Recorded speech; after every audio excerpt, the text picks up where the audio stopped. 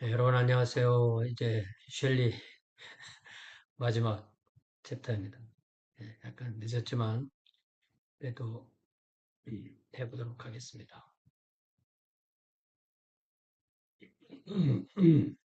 자, 판타논이 이데올로기 시대고요. 1914년 1차 세계대전부터 1989년이라고 했지만 제가 필요한 내용은 오늘날까지의 정보까지도 집어넣습니다. 20세기는 정치적, 군사적 거물들의 엄청난 대결상을 보여왔다. 이들 거의는 물론 공산주의, 나치즘, 아메리카니즘 등이라 부를 수 있다. 새로운 이교 사상들이 경제의 법칙, 동족의 그리고 범할 수 없는 개인의 권리 등을 주장하며 출현하였다. 기독교 신자는 이제 새로운 모습으로 사고하고 행동하고 고통하고 단결하는 것을 배워야만 했다. 개신교도는 서로의 연합을 위해 새로운 길을 모색하였다. 로마 가톨릭은 교회를 현대화하기 위해 노력했다. 그리고 제3세계의 기독교 신자들은 이 시대의 거대한 새로운 세력으로 등장했다. 이 마지막 문장 부분이 하는 것입니다. 자, 그래서 다시 이데올로기 시대의 5챕터를 보면요. 첫 번째로 수치의 벽, 베를린 장벽이죠. USA인 낙서, 20세기 사상, 그래프티, On a Wall of Shame, 20th Century Ideologies. 여기에서 특별히 전체주의, 또 공산주의 이런 거에 집중해서 공부를 합니다. 병든 사회의 뿌리 없는 이민, 미국 복음주의자, Ruleless Immigrants in a Sick Society, American Evangelicals. 예, 미국 복음주의자들이 생각보다 많이 빈약하다 이런 얘기죠. 자, 조반을 위한 새 신조, 에큐메니컬 운동, New Creeds for Breakfast. 예, 이 WCC 운동에 대한 그런 WCC를 중심으로 한 에큐메니컬 운동, WCC나 또 복음주의권에 대한 공부고요. 자비의 의학, 로마 가톨릭 교회 제2차 바티칸 공회, 더 메디신 오브 몰시 로만 캐톨릭 바티칸 2 이게 1962년, 3년, 4년, 5년 2, 3, 4, 5 이렇게 4년 동안 한 로마 가톨릭 교회의 제2차 바티칸 공의회, 로마 가톨릭 교회의 공의회 카운트로 해보면 21번째 이렇게 됩니다. 그리고 오늘 지금 공부할 것이 바로 46과 영유의 시간, A Time for a Reverse Flow. 그러니까 복음을 제3세계에 전했는데 제3세계에서 다시 서구 세계로 복음이 전파되고 있다. 그런 얘기를 하는 거예요. 예.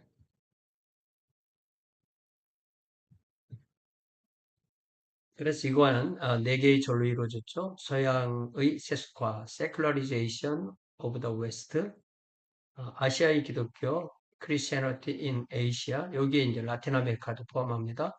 빛나는 대륙 아프리카, 아프리카 the bright continent. 이제는 암흑의 대륙이 아니라 브라이트 대륙이다. 브라이트 컨티넨트 이렇게 말하는 거고요.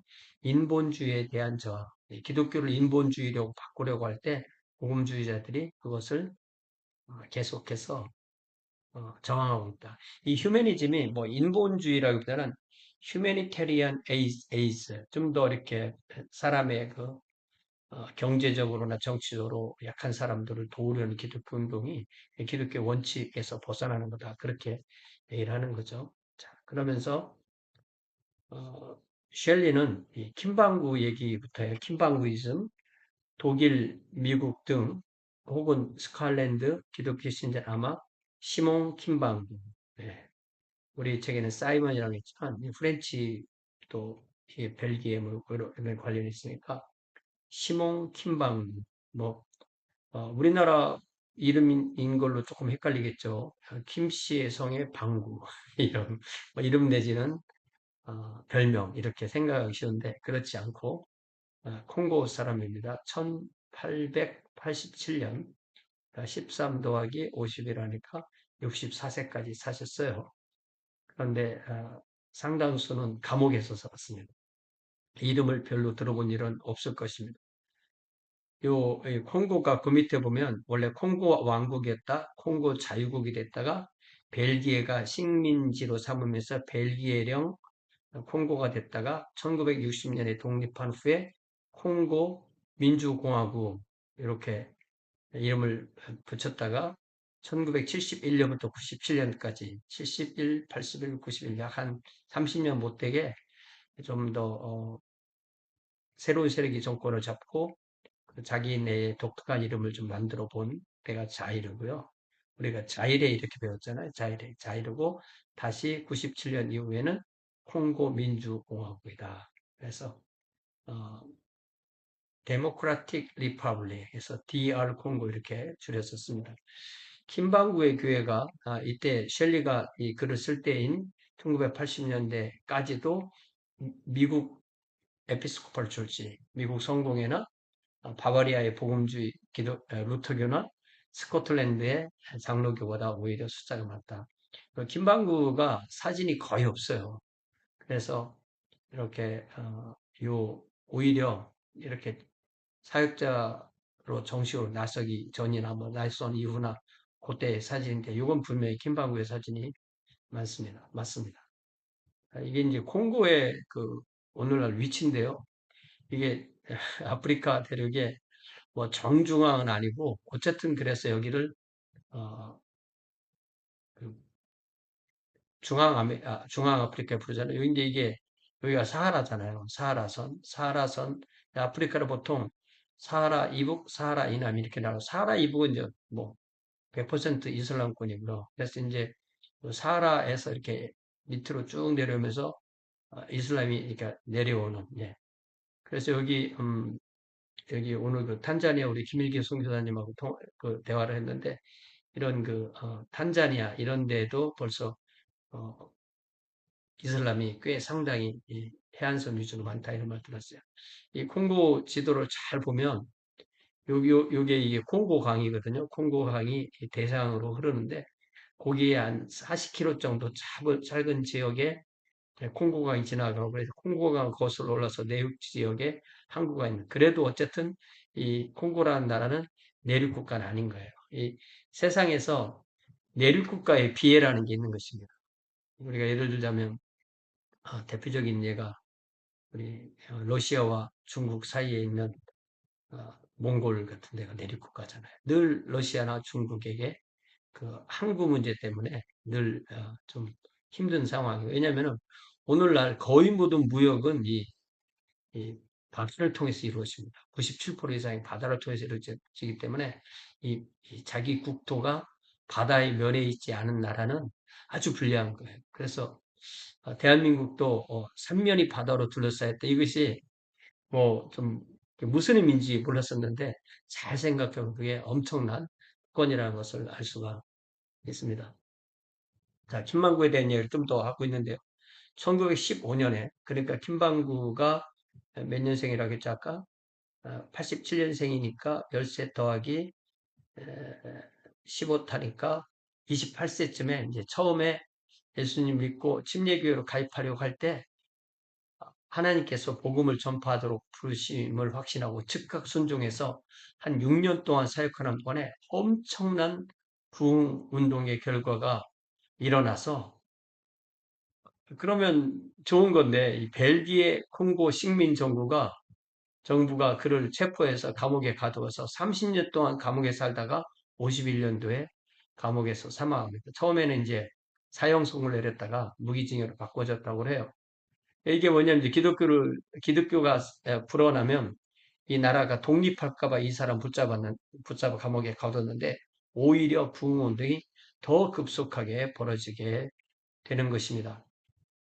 그래서 오늘날 김방구의 교회, 김방구이즘이라고 이렇게 말을 하고요. 정식 이름은 좀 복잡하고 큰데 이게 아프리카의 290여 개 주요 종족 그리고 5천 이상의 종교 기관 가운데 가장 큰 규모다. 그래서 이것을 서양 선교학자들이 김방구 교회를 뭐라고 불러야 되느냐? 뭐 예언적이라고 불러야 분리주의자로 불러야 메시아적으로 불러야 천년왕국적이라고 불러냐? 시온주의자라고 부르지만 사실은 가장 정확한 일은 아프리칸 인디펜던트 처치스, 그러니까 아프리카 독립교회라는 이름이 가장 잘 어울린다. 셜리 말에. 왜냐하면 그들은 어느 서양 선교사나 그들이 세운 교회와는 관계를 단절한다. 이게 이게 장단점이 있을 거 아니겠어요. 단점은 아무래도 정통에서 벗어날 가능성이 큰 거예요. 그렇지만 독립적인 거죠. 예. 그래서 이 사람 이 김방구이즘 안에 정통신앙도 있고 또 교회 안에 신적인 존재인 인물을 그러니까 마치 그 달라이라마처럼 그렇게 예수 그리스도의 환생한 인물이다. 이런 식의 주장을 하는 어떤 사람은 김방구까지도 그렇게 생각하는 이렇게 될 정도로 이단적이다. 네, 그게 섞여 있다. 그래서 이 전체를 다 좋다고 말하기도 어렵고 전체를 다 이단이라고 말하기도 어렵다는 거예요. 그래서 이 김방구의 아프리카 독립교회가 아프리카에서 일어난 현상을 대표하는 전적인 예다. 그래서 제가 사진을 이제 하나 가지고 왔는데요. 이게 위키피디아에서 갖고 온 건데 위키피디아의 설명에 의하면은 이게 이제 5월 며칠인가 하는 그 김방구의 탄생일이래요. 탄생일에 모여서 이제 축제를 하는 건데 이 탄생일이라는 것이 이 김방구 교회 일부 사람들은 성령이 환생한 사람이 김방구다. 내지는 예수 그리스도의 영이 어, 환생한 거다. 내지는 뭐 김방구의 탄생일이 성탄절이다. 뭐 이런 식으로 모였다고 하는데 이게 꼭 이 사람들이 다 그렇게 안 믿는지는 제가 더 정확하게 말하기는 그렇게 쉽지 않은 것 같아요. 잘 보면 사진을 여기 지붕에 올라가서 찍고요. 또 이 색깔이 이 파란색도 많이 있고 하얀색도 많이 있고 예, 군복색도 많이 있고 굉장히 독특합니다. 예, 여기가 이제 콩고인 거죠, 나라가. 그래서 사하라 사막 남부에서 기독교는 숨막힐 듯한 속도로 번져나가고 있다. 이렇게 말했는데 오늘날도 이 말이 틀린 말은 아니지만 사실은 무슬림과 엄청난 경쟁을 하고 있는 거죠. 매 주일마다 교회당은 남녀노소로 신자로 가득 차고 아프리카 대륙안에 매일 5개의 교회가 세워지고 1970년대 아프리카 3억 인구 가운데 그때 말에 인구가 3억이었던 거예요. 1억이 신앙을 고백하는 신자고 1945년도에는 4,500만이었고 2000년대는 아프리카는 기독교 대륙이 될 거다. 이렇게 했는데 이런 현상 우리에게 큰 충격을 준다. 유럽이 더 이상 기독교 대륙이 아니듯이 아프리카는 더 이상 암흑의 대륙이 아니다. 이렇게 말을 해요. 그러나 오늘날 통계로 보면 아프리카의 기독교인이 7억 5천이고 대략 전체의 절반쯤 된다. 이렇게 통계가 나오는 것 같아요. 그래서 아프리카는 우리가 흔히 분류하는 제3세계에 속한다. 그렇지만 공산주의도 아니고 비공산주의도 아니고 저개발 상태 혹은 개발도상에 속하는 지역이고 사상이 난무하는 현대라는 시대에 바로 제3세계에서 기독교는 새로운 활력을 보이면서 출현하였다. 사실은 아프리카의 많은 나라가 독재 국가들이죠. 그걸 우리가 잊으면 안 되겠습니다. 첫 번째, 서양의 세속화라는 제목으로 한 파트를 진행합니다.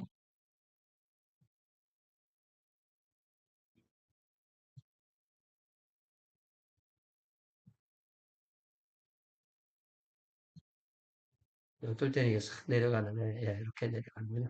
예. 자, 1차 세계대전은 기독교 역사에서 새로운 전환점이다. 1914년이죠. 이 최초의 세계대전은 유럽 국가의 절정기를 의미하는 동시에 그들이 전 세계에 산재한 식민지로부터 철수하는 결과를 가졌다. 이 1차 세계대전이라는 게 그 1차 세계대전이 일어나기 전까지는 식민지 땅 따먹기 하다가 그게 끝나서 자기들끼리 싸운 거거든요. 그런데 그 결과는 그 식민지로부터 다 철수하는 결과를 가져왔다는 아이러니가 되는 거죠. 그 결과 1차 세계대전, 2차 세계대전 후에 아시아와 아프리카에 수십 개의 독립국가가 출현했고 뭐 우리나라도 엄밀하게 말하면 이 대한민국이라는 국호를 달고는 1945년에 새롭게 독립국가가 된 거죠. 이 국가가 정치, 종교에서 세계의 모습을 변화하게 했다. 동시에 북아메리카와 유럽에서는 일찍이 상상할 수 없었던 세속화가 이루어졌다. 과연 기독교가 한때 기독교권이라 불렸던 지역에서 생존할 수 있겠는가 하는 의문이 생긴다. 그러니까 제3세기는 기독교가 늘어나지만 기독교권은 오히려 기독교가 거의 멸절된 상태까지 가는 것이 아니냐 이런 말을 하는 겁니다. 그래서 이제 세속화라는 얘기를 하는데 이 세속화라는 것은 18세기 이후 서양의 변모라는 거죠. 18세기 계몽주의 이후에 서양의 변모를 묘사하는 대표 단어 중에 하나가 이 세큘러리제이션이라는 것입니다. 중세 사람은 교회와 국가를 한 가지 실제 현실이었던 기독교권의 두 측면이 어, 교회와 국가다. 이 셸리는 크리스텐덤을 이렇게 의도적으로 안 쓰고 크리스찬 워럴드 이런 좀 더 쉬운 말을 쓰고 있습니다.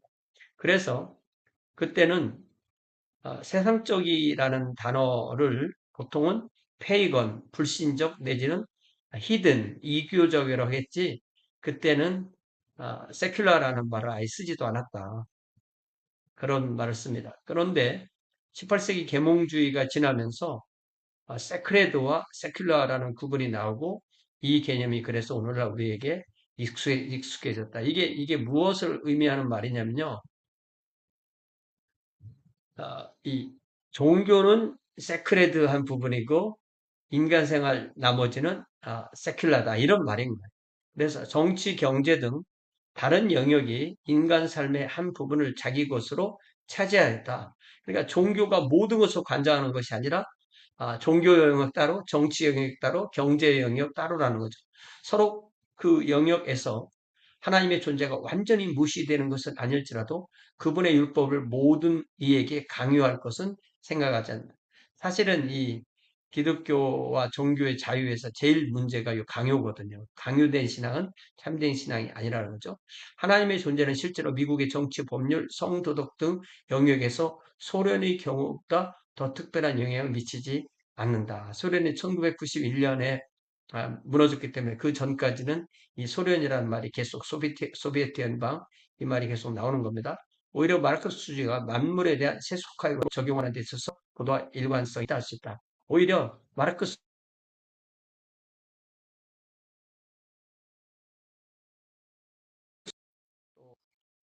나머지 공공 영역 따로 이렇게 분리해놨다는 겁니다.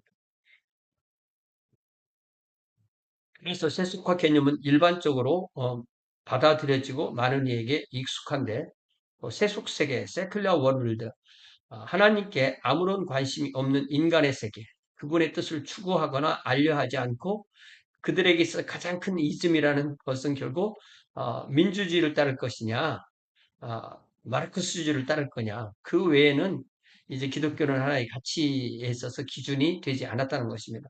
그렇기 때문에 그 시대를 탈기독교 시대, 포스트 크리스천 에라, 내지는 기독교 후 시대, 포스트 크리스넘. 이 크리스넘이 이게 발음이 잘 안 되는데 이게 라틴어식으로 읽은 게 크리스텐덤이고요. 어, 이 영어식 발음은 크린슨덤 이렇게 되는 거예요. 한때 기독교 유럽이었던 지역을 요즘은 탈기독교 시대라고 그렇게 부른다는 것입니다. 여기서 이제 교과서에서 얘기하지 않는 이 하비콕스가 생각이 나서 제가 이 하비콕스는 지금도 생존해 계시는데 제가 신학교 들어갔을 때부터 들어본 이름이에요. 세속도시. 이게 무엇인가 좀 찾아봤어요. 펄플렉시티에게 어, 좀 물어봐서 채우는 건데요. 네.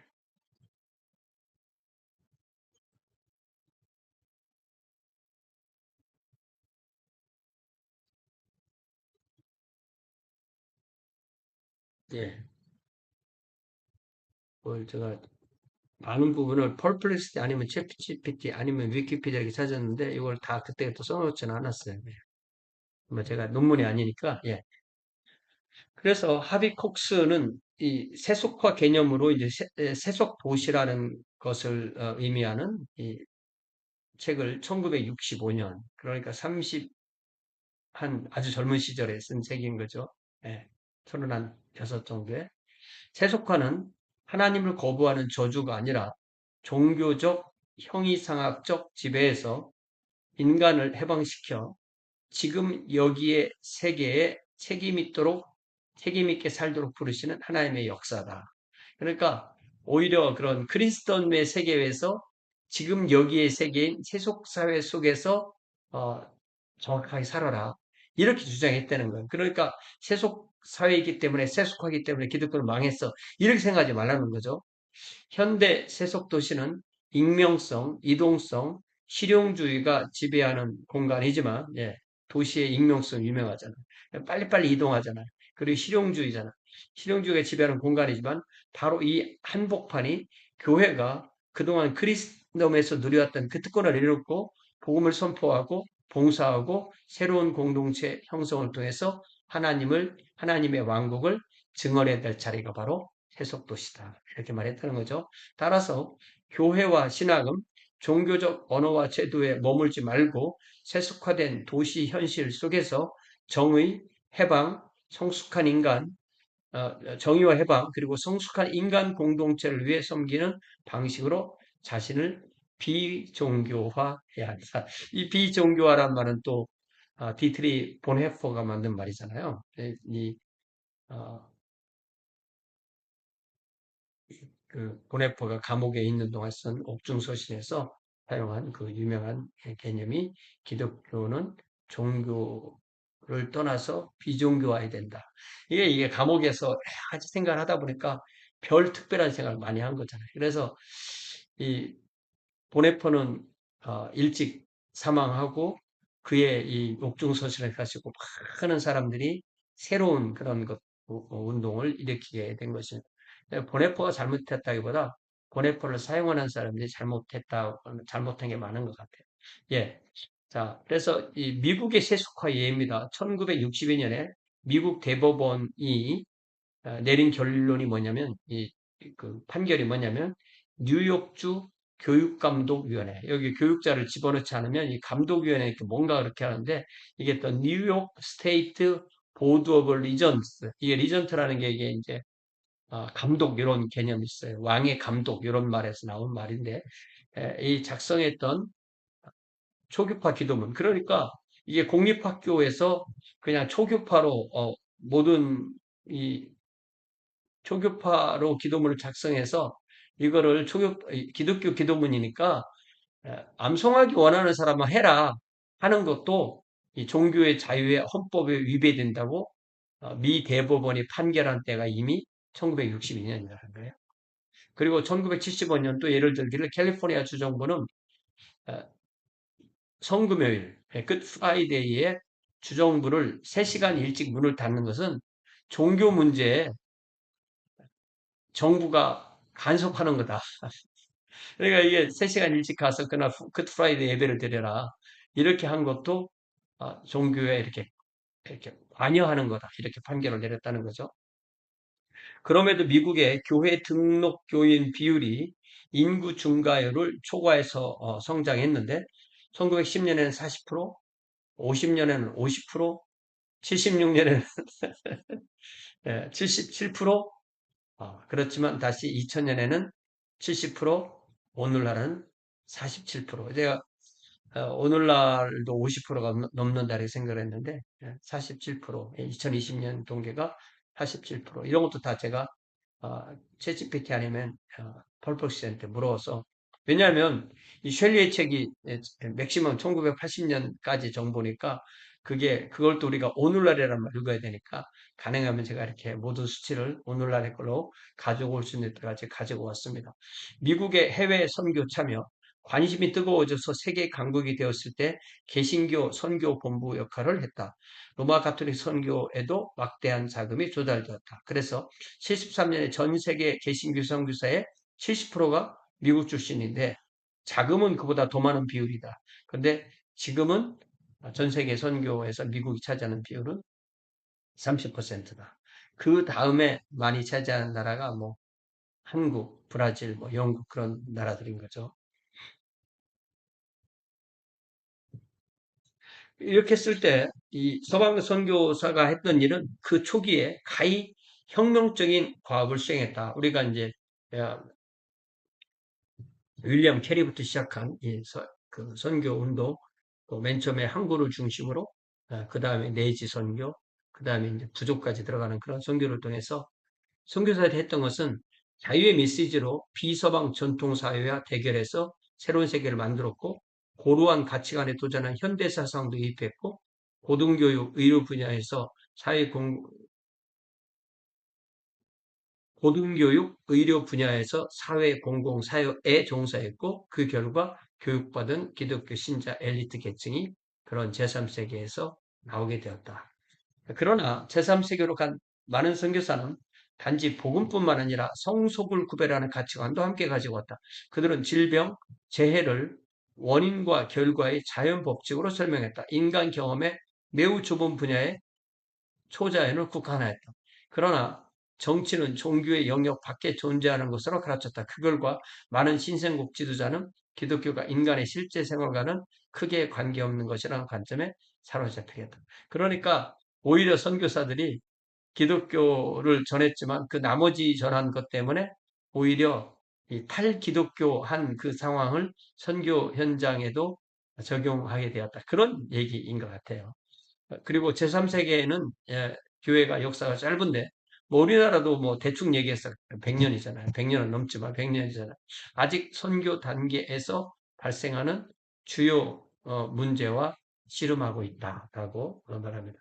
지금 이제 그래서 제가 요 아시아의 기독교를 얘기를 할 때 Christianity in Asia 이때 그 셸리가 이 책을 쓸 때 공산주의는 그 인구만 10억인데 그러나 제가 소련 몰락 이후 약화됐다 이런 말이 있어서 이 문제가 어떻게 들어갔는지 모르지만 제가 그 연도를 1991년이라고 집어넣고 그리고 아직까지 중국의 공식 체제는 공산주의고 정치 체제는 이제 공산주의고 또 자본주의도 국가 주도 자본주의고 그런 거죠. 힌두교는 6억이고 이슬람교는 3억이다. 그런데 이 지금 이 아시아의 에, 요즘 아시아계 인구가 49억, 뭐 거의 50억이라고 할 때 제일 많은 게 이슬람이고 13억 정도 되고 한 30%좀 된다. 힌두교는 10억 정도 되고 한 25% 정도 된다. 무종교 비신자 세속신앙이 세속사고가 한 8, 9억 돼서 한 20% 된다. 불교는 약 5억으로 11%, 민속신앙, 전통종교, 민족종교는 약 9%, 기독교는 아직 아시아에서 다 합해야 3억이다. 한 7% 정도 된다. 그리고 기타 소수가 한 1% 정도 차지한다. 가장 최근 통계를 어쨌든 좀 물어봐서 가지고 왔습니다. 자,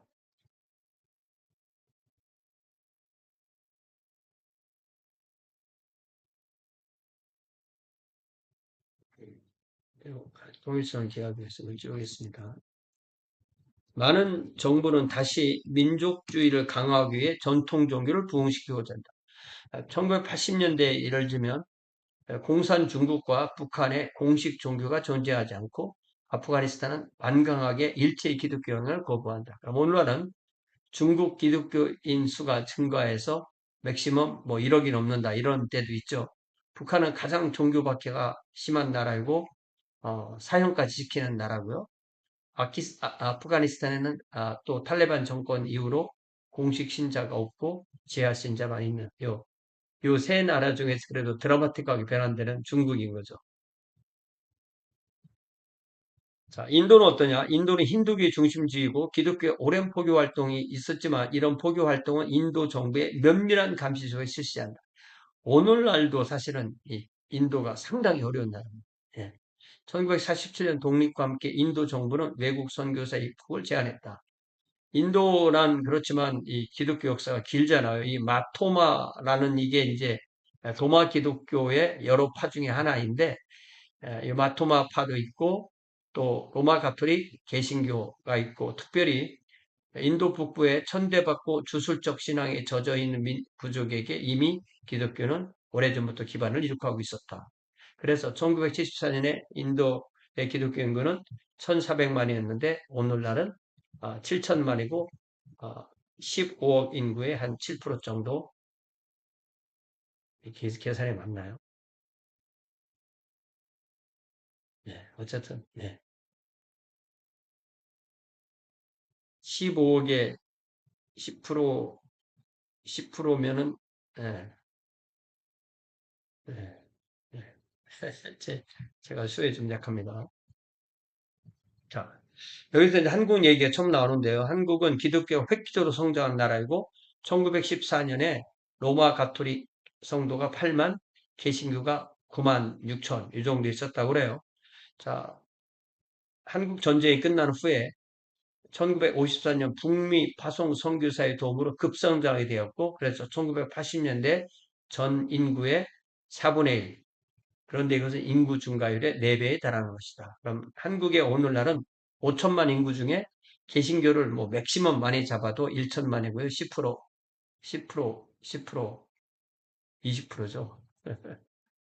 네, 열심히 쓴다고 썼는데 20%, 로마 가톨릭은 한 600만에서 한 11% 이렇게 얘기합니다. 필리핀, 버마, 인도네시아 등은 주목할 만한 성장을 이루었고 또 아시아 전체로 볼 때 복음이 제대로 미치지 못한 지역이다. 아시아는.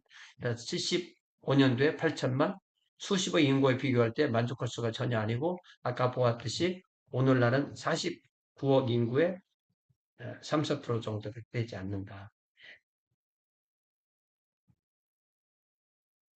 자, 그러면서 여기 라틴 아메리카를 집어넣습니다. 수세기 동안 리우 그랑데가 미국과 멕시코의 국경을 이루는 일부의 강이 리우 그랑데인데, 리우 그랑데 남쪽 이렇게 말하면 이게 이제 멕시코와 중미와 캐리비안 국가, 그리고 어, 남미 국가를 다 포함하는 그렇게 이제 부르는 거예요. 여기에 몇몇 국가는 기독교 국가였다. 가톨릭 국가인 스페인과 포르투갈의 정복으로 다스리고 어, 그렇게 해서 이제 가톨릭이 많았었는데 이 셸리에가 책을 쓸 때 1970년대 80년대 초까지 로마 가톨릭 자체 통계가 17%만 진정한 의미의 신자, 쉽게 말하면 정기적으로 예배에 뭐 한 달에 한 번이든 뭐 매주든 참석하는 사람이 17%다. 그러나 개신교 측에서는 이것도 너무 높게 측정한 것이라고 본다. 개신교는 1914년 500만이었고 항상 정부와 가톨릭교의 박해의 대상이었고 2차 대전 후 복음주의 개신교 선교사가 대거 진입하면서 1970년대 말 약 한 2천만의 신도를 가지고 있었다. 근데 오늘날 볼 때 여기에 인구가 한 6억 5천만.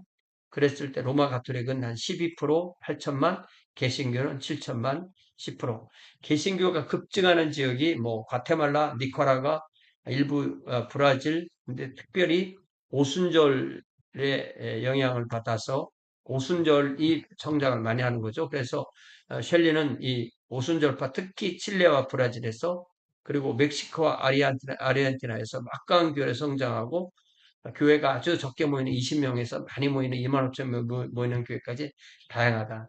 제가 한 10여 년 전쯤에, 10여 년 넘었죠. 한 15년 전쯤에 베네수엘라를 방문했었는데요.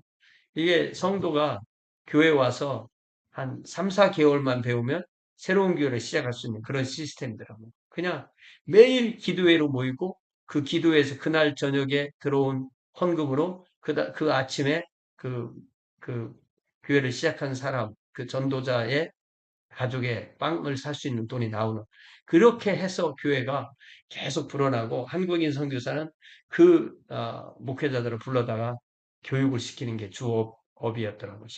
신학을 시키는 게 그런 걸 제가 경험해 보았습니다.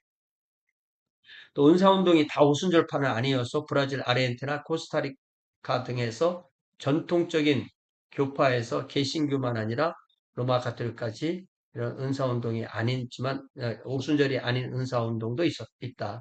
로마 가톨릭 교회는 제2차 바티칸 공회 이후 새로운 변화를 얻어서 새로운 에큐메니컬 정신이 고양되고 성경 읽기를 강조하고 자국의 미사를 드리고 사회 양심의 문제에 각성하는 그런 모습들이 보였다 얘기죠. 이러한 새로운 모습은 가톨릭 신자 사이에 분열의 양상을 가져왔다. 많은수의 성직자는 보수 입장을 견지하여 과거를 지키고자 했다. 일부 진보파는 기독교 사회 메시지를 강조한 나머지 마르크스주의에 동조하게 됐다. 이게 뭐겠어요? 이게 소위 해방신학이라는 것입니다. 또 다른 진보파는 또 성경으로 돌아가는 진보, 또 기독교 신자의 생활을 강조하는 영적 측면을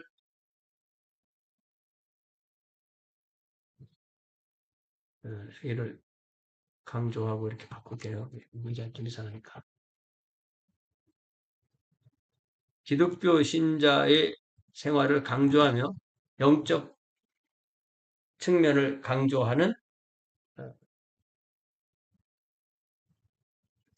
말이 길어지면 이상하니까 기독교 신자의 생활과 영적 측면을 강조하는 도서를 취하게 됐다. 이렇게 여러 가지 변화를 좀 쓰는 거죠.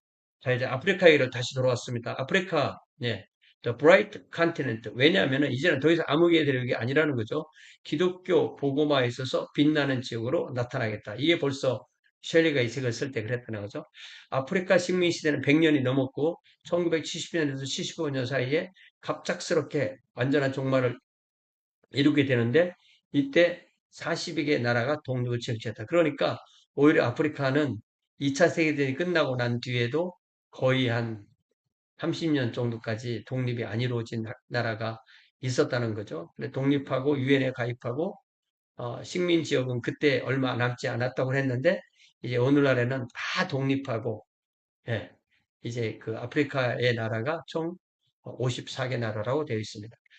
신생국 지도자는 선교사가 세운 기독교 학교 출신 인재이고 교육은 선교의 중심 사역이었고 교육기관은 복음 전도 통로 역할을 했는데 신생 정부가 이 학교들을 접수하면서 이제 공공교육기관으로 바뀌었다 그런 뜻인 거죠.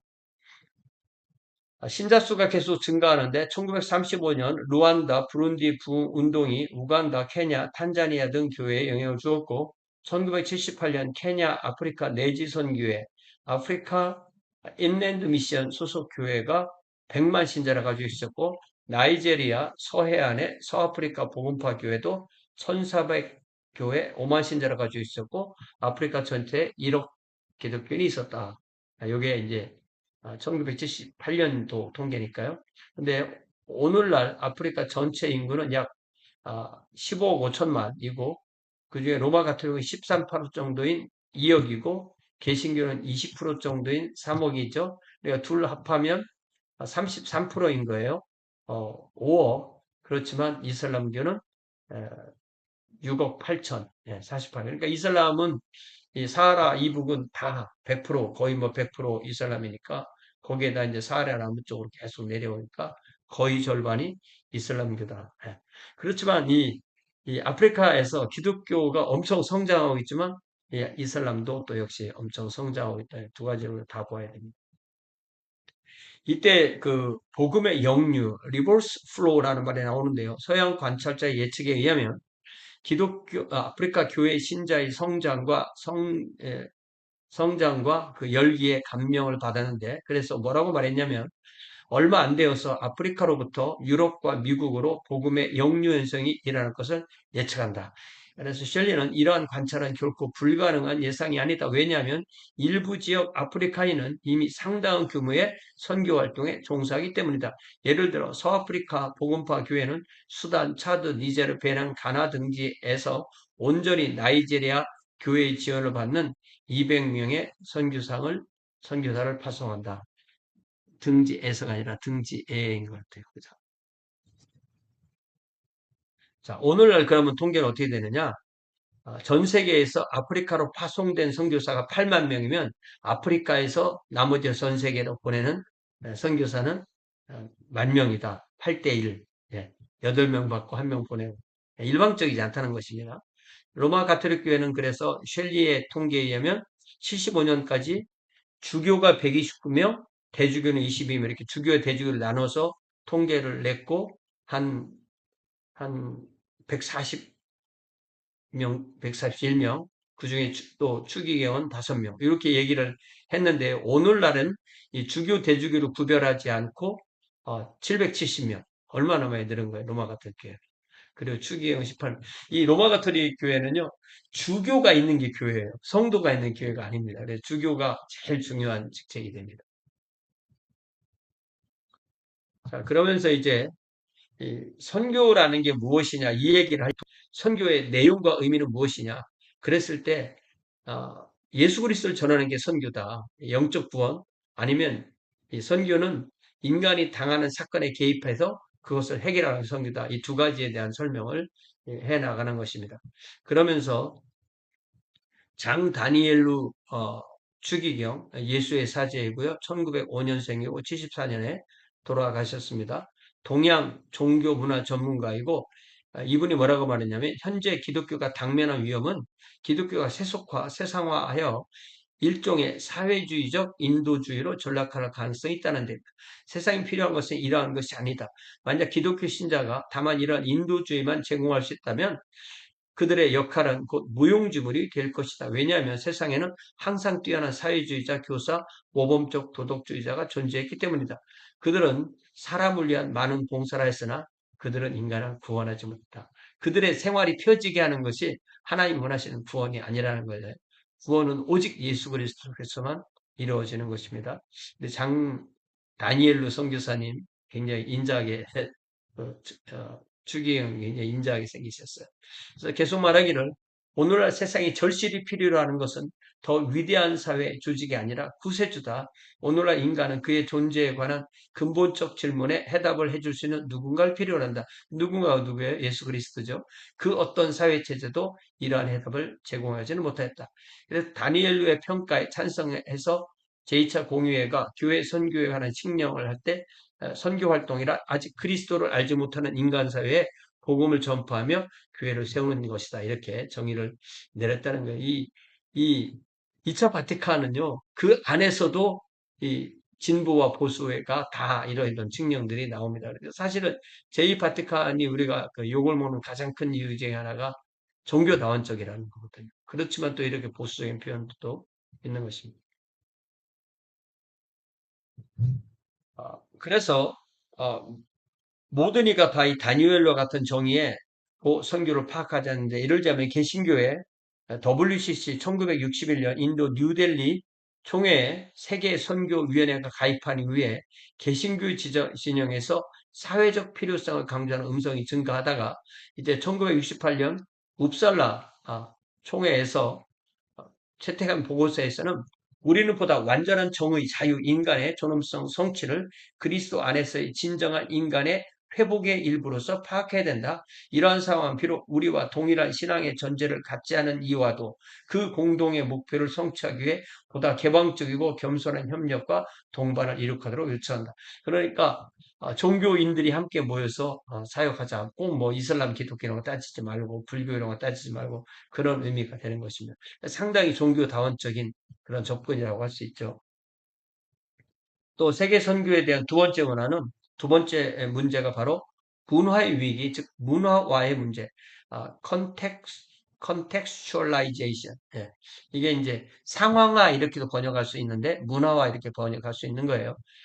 선교학에서 문화라는 것은 이 세상에서 인간이 존재하는 양식 자체, 뭐, 한 개인이 그가 속한 문화와 결코 떨어지지 않는다는 거죠. 개인에게 영향을 끼치는 집단 사상, 감정, 정서, 과거와의 연계, 물질적 창조를 통한 실존의 표현 방식 일체를 우리는 문화라고 한다. 문화, 내지는 뭐 스타일, 라이프 스타일 이런 거죠. 이 세상에서의 기독교의 역할을 생각할 때 문화의 문제가 대두된다.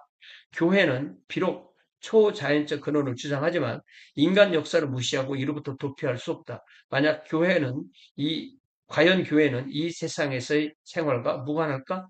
인간의 전통, 관습을 부인하고 새로 창조하나? 혹은 반대로 교회는 완전히 인간 생활에 젖어 들어가야 하는가?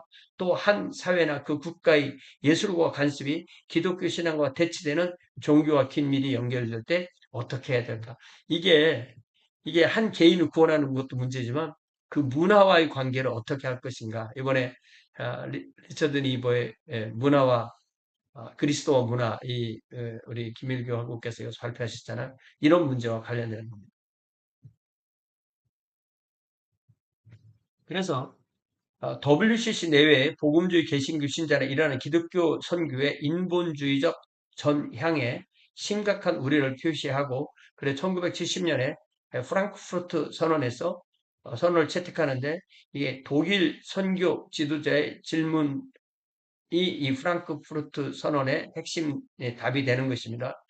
이 선언이 이 질문에 대한 이 선언이 이 질문을 가지고 또 답을 낸 것이 이 선언이죠. 과연 인간화가 유일한 인류의 희망인가? Humanization, the only hope of the world. 이거에 대한 답을 낸 것이 프랑크푸르트 선언이라는 거죠. 이 질문이 더 심각한 이유는 당시 거의 모든 독일 교회가 WCC에 가입하고 있었기 때문에 다들 이 휴머나이제이션으로 달려갔다는 거예요. 그래야 이 협의회가 진정한 교회의 사명으로부터 멀어진다고 믿는 지도자는 그 방향을 바꾸어주도록 요구한다. 상당한 시간이 더 흐른 후에야 개신교 선교가 과연 어떤 방향으로 흘러갈지 그 윤곽이 드러날 것이다. 그러나 일부 교회 지도자는 이처럼 서로 대치되는 두 개의 방향을 한 대로 조정하기에는 이미 그 시기를 놓쳤다고 생각한다. 한쪽은 오직 예수만 전해야 돼. 한쪽은 아, 인간화 내지는 이 인본주의, 휴머나이제이션 이쪽으로 가야 된다. 이렇게 두 개의 흐름이 크게 되는 것입니다. 이에 대한 선교 전문가의 반응도 역시 배타적인 입장과 포용적 입장이 다른데, 배타적 입장은 그러니까 우리는 예수만 전해야 돼. 안 그러면 진정한 신앙이 무너져. 포용적 입장은 기독교가 아프리카나 아프리카의 토양 자체에서 양분을 흡수하기 전에는 그곳에 그 뿌리를 내릴 수 없다고 단언한다. 이 문화는 당연히 비서양적인 거죠. 그래서 노봉민 박사, 노봉민 박사가 누구냐면 어, 이 평양인가 그쪽 출신이지만 뭐 북한 사람은 아니에요. 서울대학교 나오고 미국, 한국, 프랑스, 대만 이제 최종 후에는 하와이에서 활동한 1935년생 신학대학 교수 중심으로 했던 분인데, 이분이 이제 스리랑카 학생에게 들은 이 발언을 여기 적어 놓은 거예요. 오늘 우리 기독교 신자는 이제 스리랑카 학생이에요. 우리 기독교 신자는 문화적 정체성을 상실했다. 나는 스리랑카 사람인데 스리랑카 문화를 내가 못 누려 이런 말이에요. 우리는 너무 오랫동안 문화를 결여한 좀비처럼 살았기 때문에 문화가 없는 좀비라 이거죠. 어, 살았기 때문에 이런 상태가 마치 당연한 듯이 생각한다. 기독교 신자는 자기의 문화로부터 스스로 분리 이탈하는 경향이 있다. 즉 외국 선교사는 우리를 복음주의 로봇으로 만들어 버렸다. 그러니까 오히려 서양 것을 따라가는 사람들, 예, 서양 복음주의자들 따라가는 그런 로봇으로 만들어 버렸다. 이런 그 자조적인 표현을 했고 이것을 셸리가 인용한 것입니다. 이게 문화라는 것이 우리가 문화가 없는 삶을 살 수가 없는 거예요. 네.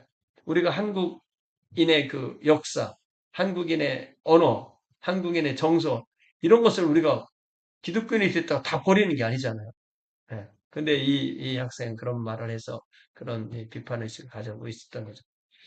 그래서 그런 그 비판이 있고, 또 세 번째 문제는 그럼 이 기독교는 다른 종교와는 어떤 관련을 맺어야 되느냐? 서양에서는 세계 다른 지역의 가히 혁명적 가치관 변화와 생활 태도를 부여했지만 어, 종교는 이 혁명을 감당하기 위해서 많은 이가 찾게 되었고, 그러나 그들이 선택하는 종교는 어, 그러니까 이제 서양 세계가 다른 세계로 가서 이런 것을 전파했는데, 그래서 종교를 전파하다 보니까, 근데 그 종교를 받아들이는 사람은 오히려 서양화된 기독교나 서양식 식민주의는 싫고 우리나라 형태로 받을래 이런 말을 하는 데가 많았다는 거예요. 다 그런 것 같지는 않아요. 한국의 대표적인 예는 뭐 김규신, 성서조선, 함석헌, 씨안, 안병모, 또 서남동 같은 그런 좀 자유주의인 거, 좀 더 자유적인 변선한 이런 것은 저는 변선한 정도는 이 종교 다원주의 때문에 아예 좀 뺐고요. 그리고 다섯 유형목. 이런 분들이 좀 이런 한국적인 것을 강조한 분들이에요. 셸리는 그들은 서양 교회가 미처 취급하지 못하는 생활의 측면에 관심을 가지는 자기들의 고유 종교 혹은 모국화된 형태의 기독교, 매우 민족주의적이고 그들의 고유 사상과 관습을 중요시하는 것에 귀하는 것이 대부분이다. 이렇게 썼지만 과연 이게 얼마나 이 말이 현실적으로 맞는지 모르겠어요. 그래서 또 새로운 운동이 이슬람의 부상이죠. 석유로 부유하게 된 아랍 나라들이 이슬람교를 부흥케 하는데 그래서 미국 대도시에도 아름다운 장식을 한 모스크도 건축되고 아프리카 도시 몰로비아, 아바단, 캄팔라, 나이로비, 키갈리 등에 거대한 이슬람 센터가 생기고 매년 사우디아라비아 메카에 순례하는 이 아프리카인 숫자가 증가하는데 그중에 나이지리안이 특별히 많다. 또 아프리카 고유 종교가 뭐 거의 정령 숭배 이런 거잖아요. 학자들의 관심을 끌고 현대화되고 일반의 인정을 받아서 또 이런 거를 좋아하는 사람들은 시간이 좀 더 흐르면 이런 고유 종교가 아프리카인의 눈에 역시 외국으로부터 수입품인 기독교나 이슬람 세력을 압도하리라고 믿는다 했지만 오늘날까지 그런 일은 일어나고 있지 않다는 것입니다. 기독교가 부흥의 모습을 보이는 세계 종교의 물결 속에서 과연 어떻게 관계를 정립할 수 있을까는 그런 문제에 직면하고 있다. 그런 얘기예요. 마지막 셀입니다. 그래서 이런 타종교에 대한 이 관계를 배타적으로 접근해서 예를 들자면 이슬람은 완전히 허위이니까 기독교에 대한 적대 세력으로 간주하자. 이런 배타적인 방법이 있고 포용적 방법은 이슬람을 하나의 기독교를 위한 준비당의 신앙으로 보자. 제3세계를 기독교로 인도하는 초등교사 파이다 고고스. 이 파이다가 이제 어린이라는 말이고요. 고고스는 이게 우리말로 하면 영어로 말하면 가이드라는 말이에요. 그러니까 어린이를 인도하는, 예. 갈라디아 3장에 나온 이 모학 선생이라는 것은 이 자유인의 가정에 속해 있는 어, 노예가 그 집 아들을 성인이 될 때까지 학교에 데리고 오가고 숙제도 봐주고 안 되면 처벌도 하고 체벌도 하고 하는 그런 사람을 파이다 고고스라고 했는데 이것을 옛날에는 몽학 선생이라고 번역했고 왜냐면 이 몽학이라는 게 이제 초등교육을 말하는 거거든요. 내지는 초등교사라고 했는데 둘 다 이게 맞는 번역이 아니에요. 왜냐면은 이게 어, 지식인 노예인 거거든요. 자녀 교육을 맡길 만한 지식인 교사. 그래서 그리스도를 만나기 전에 유대인에게는 율법이 초등교사 역할을 했듯이 헬라인에게는 헬라 철학이 그렇다면 무슬림에게는 무슬림 신앙이 뭐 한국인이라면 한국인이 갖고 있던 샤머니즘이나 도교나 뭐 불교나 이런 것들이 다 그리스도로 인도하는 역할을 한다면 결국 그것은 모학 선생 역할이 아니냐. 그래서 우리가 무조건 배타적인 것이 마땅할 수도 없고요. 무조건 배타적인 틀렸다 할 수도 없고요. 무조건 포용적인 것이 마땅할 수 없고요. 무조건 포용적인 것이 틀렸다고 말할 수도 없는 거예요. 케이스별로 다르다 이렇게 이해하는 게 맞겠어요. 자, 진짜 마지막입니다. 선교 초기에는 대부분 서양 교회에게만 해당되었던 여러 문제를 두고 이제 제3세계 교회는 번민한다. 그 막대한 수적 성장은 좀 더 낙관적 전망을 제공한다. 그러나 이러한 좀 더 밝은 면을 바라보면서도 기독교 신자는 더 실질적으로 대결하고 해결해야만 하는 한층 어두운 면을 망각해서는 안 된다. 이렇게 말을 하고 있습니다. 그래서 이게 46장까지 이제 강의가 다 끝난 거고요.